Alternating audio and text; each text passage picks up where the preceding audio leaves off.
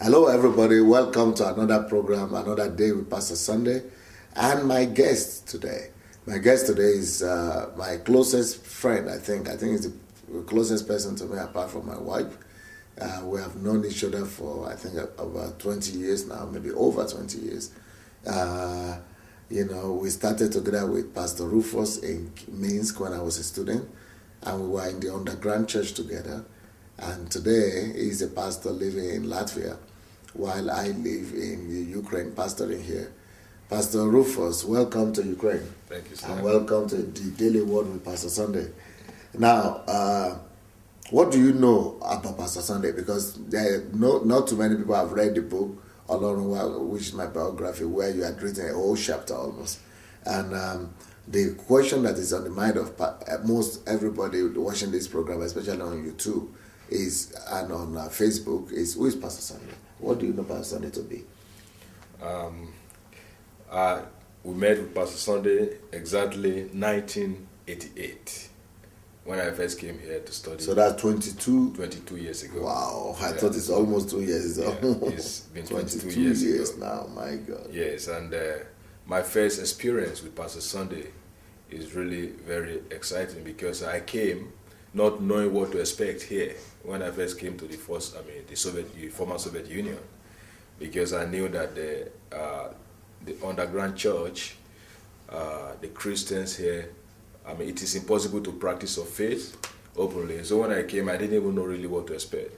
The first Christian I met when I came to the former Soviet Union was Pastor Sunday, who was coming to visit the hostels when new student comes in, so that he could be able to invite the Christians among them to join the underground church, the underground fellowship, student fellowship. So that was the first time I met Pastor Sunday. And it was really overwhelming, very shining and very appealing. And then he invited me to his house, to his hostel. I went to visit him.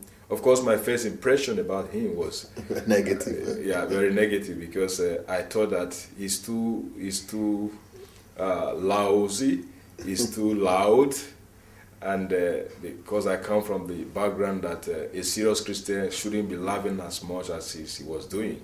And of course, also I was looking for his Bible, and I never saw a Bible very close. I saw his Bible was somewhere under. I was saying that he's even hiding his Bible. I've forgotten that I came to a country where it is impossible to openly practice your faith. You have to be white. So, that was the first experience I had with him. But as I got to know him more and more, I saw the passion for God, the love for God, the love for people. Because every time I come to visit him, there are always people around him. People is very interested to be around him. He's really very motivative. He motivates people. He is very interesting to listen to him. He's very convincing when he speaks. So those are the things I begin to notice, and I saw that I made a mistake, because this man I thought is not a genuine Christian. He happens to even be more serious.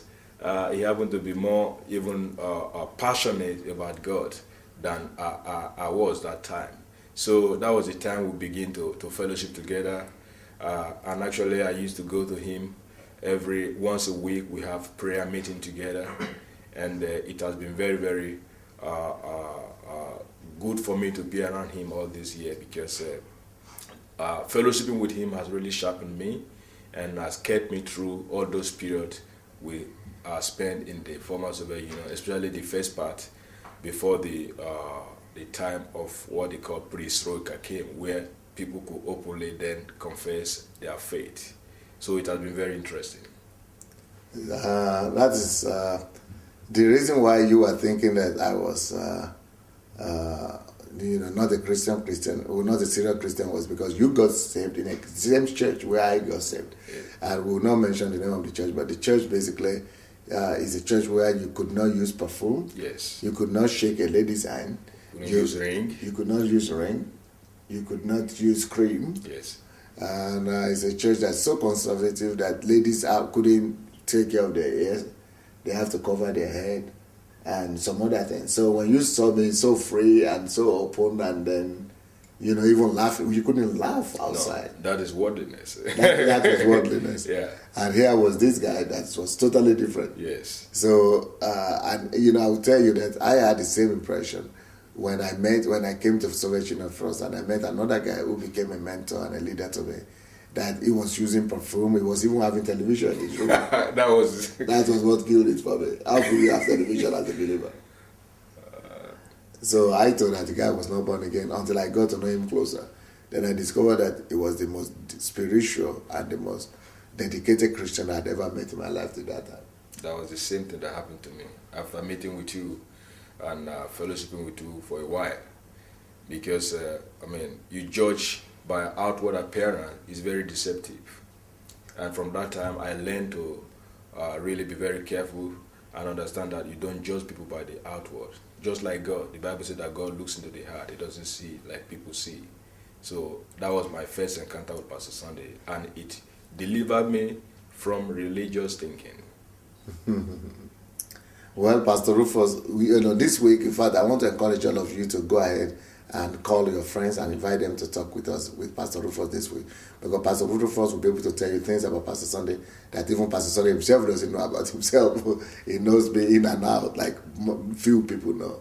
So let's come back tomorrow to continue this conversation. Thank you.